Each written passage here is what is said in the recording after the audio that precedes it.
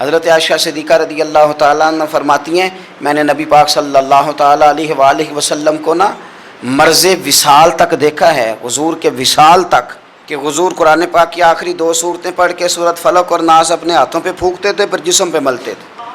قرآن پاک میں شفا ہے۔ اب تو لوگوں نے دم درود کو نا اس کو بڑا ہلکا سا کام سمجھ لیا، ویسے بھی یہ عاملوں کے ہتھے چڑھ گیا، ملنگوں کے ہتھے چڑھ گیا، کاروبار بن گیا، تجارت بن گئی، ورنہ قرآن پاک کی آیات پڑھی جائیں تو حضور نے فرمایا سورہ فاتحہ میں شفا ہے، اس میں کرم ہے۔ یہ چیزیں جو بڑی ہمارے لیے سود مند تھی، فائدہ مند تھی، ہم چھوڑ گئے۔ ایک بڑی خوبصورت حدیث ہے، سنیے گا۔ حضرت ابو سعید خدری رضی اللہ تعالیٰ عنہ حدیث کے راوی ہیں، بخاری میں موجود ہے۔ ارشاد فرماتے ہیں کہ ہم ایک سفر پہ تھے، واپس آ رہے تھے، ایک جگہ رات کو قیام کیا، سونا تھا، بستی تھی، بستی کے لوگوں نے نہ کھانا پوچھا نہ پانی پوچھا، کوئی ضیافت نہیں کی۔ آدھی رات کا وقت آیا تو ایک بندہ دوڑا دوڑا آیا، کہنے لگا ہمارے سردار کو بچھو نے کاٹ لیا ہے، تم میں سے کوئی بندہ دم درود کر لیتا ہے؟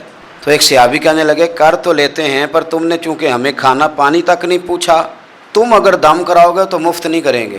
بخاری پڑھ رہا ہوں، پیسے لگیں گے۔ کتنے پیسے؟ بکریوں کا ایک ریوڑ پورا۔ شارحین نے لکھا 40 بکریاں، کنے دما دیاں؟ او بھائی اس سے کوئی بندہ جواز نہ لے کہ پیسے لینے جائز ہیں، اس سے جواز نہ حاصل کرے۔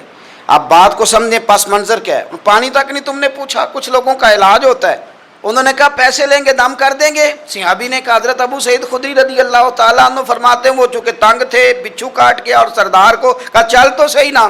وہ صحابی گئے، سورہ فاتحہ پڑھ کے دم کیا، اور حدیث بخاری سے میں آپ کو دکھاؤں گا۔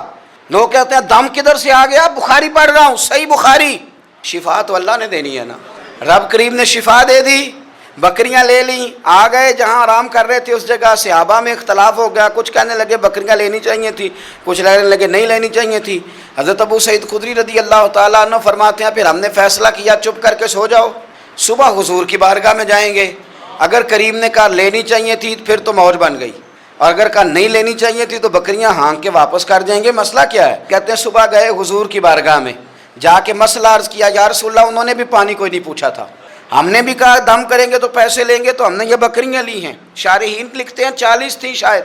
تو یا رسول اللہ اب کیا کریں؟ حضور مسکرانے لگے۔ جس کے گچھے سے لچھے جڑے نور کے، ان ستاروں کی نزہت پہ لاکھوں سلام، اور جس کی تسکین سے روتے ہوئے ہنس پڑیں، اس تبسم کی عادت پہ لاکھوں سلام، اور ان کی باتوں کی لذت پہ بے حد درود، ان کے خطبے کی ہیبت پہ لاکھوں سلام۔ حضور مسکرانے لگے اور مسکرا کے پوچھا اچھا پڑھا کیا تھا؟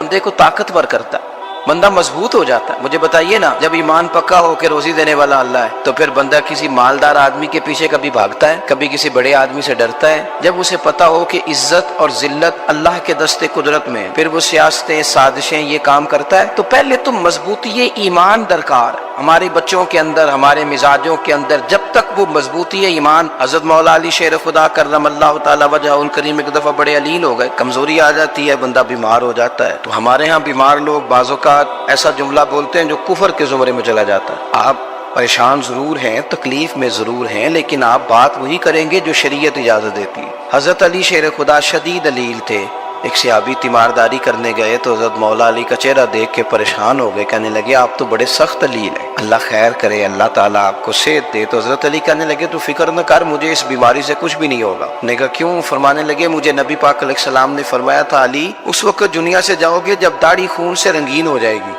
تو اس کا مطلب ہے میں خنجر کے وار کے ساتھ شہید کیا جاؤں گا، میں بیماری سے دنیا میں نہیں جاؤں گا، میں یہ بیماری سے مجھے کچھ بھی نہیں ہوگا، اللہ مجھے شفا دے دے گا، چونکہ حضور نے فرمایا کہ ساڈے نبی دی زبان ساڈے واسطے قرآن۔ تو سب سے پہلے تو اپنے ایمان کے اندر، توکل کے اندر مضبوطی پیدا کریں۔ مسلمان دیکھو نا، نماز پڑھنے سے روزی میں برکت ہوتی ہے، تو پھر اس کا مطلب یہ ہے کہ جب ٹائم آئے نا نماز کا تو گاہک جتنے مرضی کھڑے ہوں پھر دکان بند کرنی چاہیے، پھر نماز پڑھنی چاہیے، کیونکہ روزی تو اللہ نے دینی ہے، گاہکوں نے تو دینی۔ تو سب سے پہلے ضروری ہے مضبوطی ایمان، توکل، اللہ کی ذات پر بھروسہ۔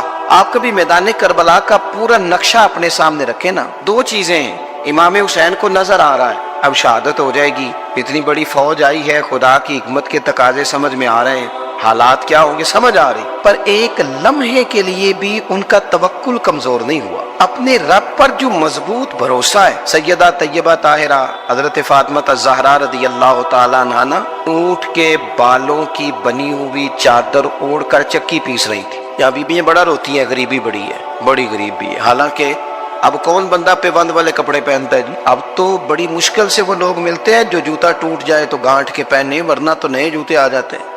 حضرت سیدہ پاک اونٹ کے بالوں کی بنی ہوئی چادر اوڑھ کے چکی پیس رہی تھی۔ نبی پاک صلی اللہ علیہ وسلم نے دیکھا، آنکھوں میں آنسو ضرور آئے، پر محبوب نے فرمایا فاطمہ دنیا میں تھوڑی سی تکلیف برداشت کرو، قیامت کی ساری عزت اللہ آپ کو ہی عطا فرمائے گا۔ تو توکل کی مضبوطی، اللہ کی ذات پر بھروسہ، اپنے رب کریم کے ساتھ امیدوں کا وابستہ کرنا، اس سے مضبوطی آئے۔ دوسرا فرمایا وَعَمِلُوا الصَّالِحَاتِ، بہترین عمل کیا جائے زندگی میں، نیک اعمال کیے جائے، وقت ضائع نہ کیا جائے، ہر وقت کوئی نہ کوئی کام بندہ کرتا رہے۔ یہاں بہت سارے لوگ ہیں جن کو لوگ نیک کہنا شروع کر دیتے ہیں نا، وہ سمجھ لیتے ہیں شاید ہم سچی مچی نیک ہیں۔ لوگ جو کہتے ہیں حضرت صاحب قبلہ، پیر صاحب قبلہ، میں یہ طالب علموں کو، دوستوں کو، بلکہ اپنے آپ کو بھی کئی دفعہ کہتا رہتا ہوں، اپنے آپ کو سمجھاتا ہوں کہ یہ لوگ تجھے کہہ رہے ہیں حضرت صاحب، یہ تو رات کو تو اپنے آپ سے پوچھنا، اپنے رب سے پوچھ۔ کبھی موقع ملے تو اپنی گریبان میں جھانک، غور کر کے تیری کیفیت کیا ہے، تنہائی میں تیرا دل اللہ سے جڑتا ہے کہ نہیں، عبادت میں دل لگتا ہے کہ نہیں،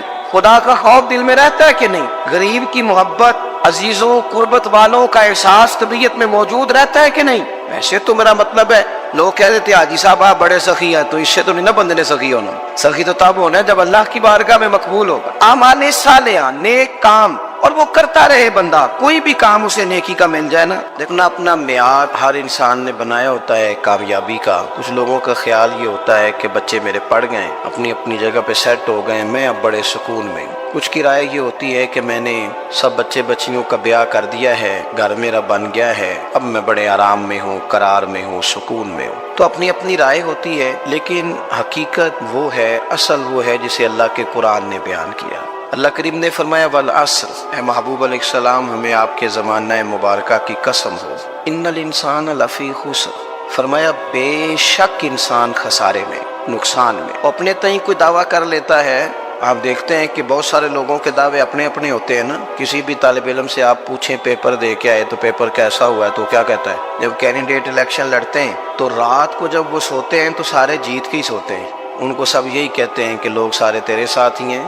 حالات، یہ جتنے بادشاہ حکمران ہوتے ہیں ان کے بگڑنے کی بنیادی وجہ ہوتی ہے کہ یہ خوش فہمیوں میں مبتلا ہوتے ہیں۔ ہم میں سے بھی ڈھیر سارے لوگ ہیں جو خوش فہمیوں میں مبتلا ہیں۔ کچھ کہتے ہیں جناب ہماری نسبت بڑی تگڑی ہے۔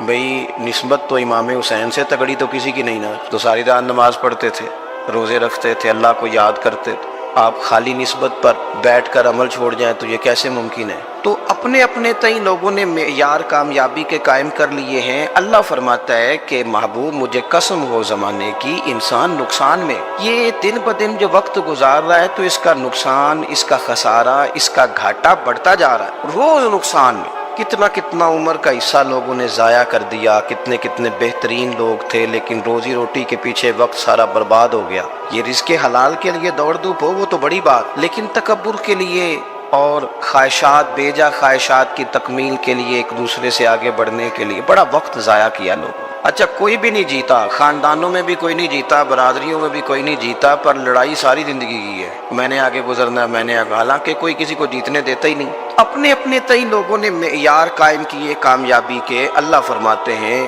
بے شک انسان نقصان میں ہے، لیکن جس میں 4 خوبیاں پائی جائیں اللہ کا قرآن کہتا ہے وہ بندہ کامیاب ہو۔ کون کون سی؟ الا الذین آمنوا، سب نقصان میں نہیں سوائے ان لوگوں کے جو ایمان لائے۔ سب سے پہلے کیا کرے؟ ایمان ہو اس کے پاس، مضبوط ایمان، وعملوا الصالحات، اور ایمان بھی لائے اور نیک کام بھی کرے، اور صرف نیک کام نہ کرے، وتواصوا بالحق، لوگوں کو حق بات کی نصیحت بھی کرے۔ اور ظاہر ہے سچ بولے گا، حق بولے گا تو بڑے لوگوں کے مفادات کو ٹھیس پہنچے گی، کچھ لوگوں کو تکلیف بھی ہوگی، تو اب جب تکلیف ہوگی تو پھر مصیبت بھی آئے گی۔ تو اگر حق بات کہنی ہے تو پھر کیا کرے؟ وتواصوا بالصبر، پر ایک دوسرے کو صبر کی بھی وصیت کرے۔ 4 چیزیں پائی جائیں، ایمان، اعمال صالحہ، حق کی نصیحت، اس رستے میں آنے والی تکلیف پر صبر. اگر یہ چار چیزیں میسر آتی ہیں تو اللہ کا قرآن کہتا ہے بندہ کامیاب ہے. اور اگر یہ چار چیزیں نہیں تو پھر کوئی بندہ جتنا مرضی دعویٰ کرے، جتنا مرضی شور کرے، جتنا مرضی اعلان کرے، وہ کامیاب ہو سکتا.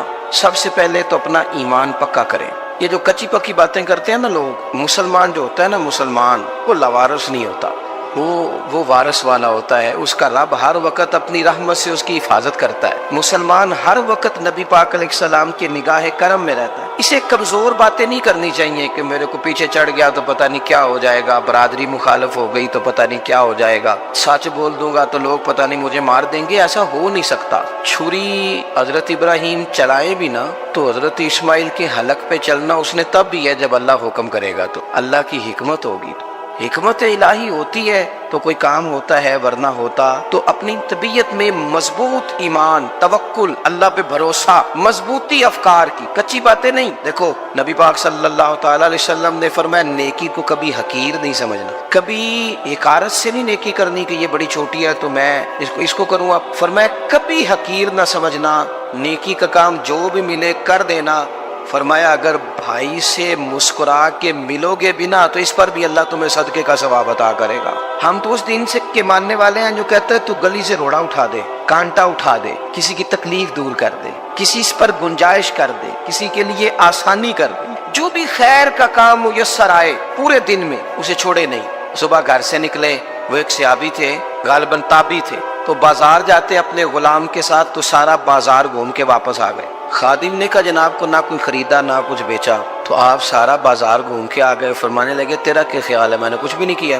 کہا جناب پھر کیا کیا ہے؟ فرمانے لگے تم نے دیکھا جو بندہ بھی گزرا میں نے اس کو کہا السلام علیکم، تو کتنی کو نیکیاں میں جمع کر کے آ گیا ہوں. کوئی خیر جو میسر آئے. ہم سمجھتے ہیں کہ شاید کوئی کروڑ کو روپیہ ہوگا تو پوری مسجد بناؤں گا تو پھر میں نے نیکی کر دی ہے. شاید جناب میں، حالانکہ یہ چھوٹے چھوٹے کام ہے نا، چھوٹے چھوٹے کام، ان کی تو زیادہ ضرورت ہوتی ہے، ان کی تو زیادہ حاجت ہوتی ہے. کوئی آپ رستے میں گزر رہے ہیں تو نیچے کوئی کھڈا بنا ہوا ہے تو اس پر ہم کیا کرتے ہیں؟ گاڑی میں بیٹھ کے تبصرہ کرتے ہیں اے روڈ کھورے کدو بننا ہے. بھئی یہ کھڈا ہے نا تو آپ نیچے اترے نا تو آپ دھاوڑا لیں نا، کئی پکڑے نا، یہ تو 5 منٹ کا کام ہے. یہاں آسانی کر دے نا، آپ اس میں گنجائش کر دیں. حضور سید عالم علیہ السلام نے فرمایا، امام راضی نے حدیث لکھی ہے، قیامت کے دن ایک بندے کو اللہ معاف کرے گا تو مالک وہ بندہ عرض کرے گا یا اللہ میں تو بڑا گنہگار ہوں، کس وجہ سے معافی ہوئی؟ فرمایا رات کے وقت تو گزر رہا تھا، تیرے پیر سے روڑا ٹکرایا تھا، تو نے اٹھایا ادھر ادھر دیکھ کے کہ کوئی اللہ کی کسی بندے کو تکلیف نہ ہو جائے. کہ مالک وہ تو میں نے زمانہ بیت گیا، کوئی اتنی بڑی بات بھی نہیں سمجھی. تو رب کریم نے فرمایا تو رات کے اندھیروں میں بھی میرے بندوں کا خیال رکھتا تھا تو میں تیرا خیال نہ کروں؟ کوئی عمل ہمارے ہاں لوگ کوئی کام نہیں کرتے، بالکل نہیں، کوئی کام نہیں، نہ بڑے نہ چھوٹے نہ سمجھدار نہ ان پڑھ، کچھ بھی نہیں. نشستن گفتن برخاستن، بیٹھو راج کے گپے مارو، تبصرے کرو فلانا کچھ نہیں کر رہا، فلانا کچھ نہیں کر رہا، اس کے بعد اٹھ کے چلے جاؤ. کچھ کریں، وعملوا الصالحات، نیکیاں جمع کریں زندگی میں، خزانہ بنائیں، خزانہ، اپنی ڈیوٹیاں اپنی ذمہ داریاں پوری کریں. ہر وقت کام، ہر وقت ذمہ داری، ہر وقت ڈیوٹی. دیکھیں نا امام حسن اور حسین، ان کی آپ کبھی زندگی کا مطالعہ کریں. فرض نماز کے علاوہ 100 رکعت نماز نفل روز پڑھنی ہے. پتہ کرنا ہے غریب کہاں کہاں ہیں، ان کا خیال رکھنا ہے. اور نیرے پیسے نہیں دینے. ہمارے لوگ غریبوں کو پیسے ضرور دیتے ہیں، عزت نہیں دیتے. ان کو 4 پیسے کی مدد ضرور کر دیتے ہیں پر عزت نفس کا خیال نہیں رکھتے. امام زین العابدین رضی اللہ تعالیٰ عنہ فرماتے ہیں، گزر رہے تھے، آپ دیکھیں نا امام غزالی حدیث لائے ہیں کہ بندہ اور کچھ نہ کرے، کسی مومن کا دل راضی کر دے تو اللہ 60 سال کی نفلی عبادت کا ثواب عطا کرتا ہے. دل بدستاور کی حج اکبر است، از ہزارہ کعبہ یک دل بہتر است. کسی کا دل خوش کر دینا، اس کو راحت دے دینا، اس کو قرار دے دینا، اس کے لیے کوئی ایسا سامان کر دینا کہ بندہ مطمئن ہو جائے، سکون ہو جائے. یہ ہمارے ہاں جو لوگ ہوتے ہیں نا سرکاری ملازمین، ڈیوٹیوں والے، ان کی طبیعتوں میں تلخی ہوتی ہے. یہ اگر صرف پیار کرنے لگ جائے نا، سے وابستہ لوگ میرے احباب میں سے ہیں تو میں ان سے کہتا ہوں کہ شفا تو اللہ نے دینی ہے، چلو تم دعائی تو آج کے دیا کرو نا، تم آنے والے کی بات تو توجہ سے سنو. وہ بیچارہ اپنی بات، ہمارے ایک بزرگ تھے تو تعویذ لکھا کرتے تھے، بڑے عالم تھے. مجھے کچھ تھوڑی سی نا میرے دل میں ان کے بارے میں خفگی رہتی تھی کہ آپ اتنے بڑے عالم ہیں، آپ کتاب لکھیں، آپ تعویذ لکھ رہے ہیں، اور پھر لوگوں نے کمائی کرنی ہوتی ہے، آپ تو مفت دیتے ہیں سارا کچھ. اتنی لمبی ڈیوٹی، سارا دن بیٹھے رہتے ہیں آپ اور لکھتے تعویذ ہیں. میں نے ایک دن ان سے گزارش کی، میں نے کہا شیخ آپ بڑے آدمی، جن لوگوں کو اللہ نے رسوخ فی العلم عطا فرمایا ہوتا ہے ان میں سے آپ، اللہ نے آپ کو پختگی دی ہے، علم شعوری عالم ہے آپ، سارا دن تعویذ.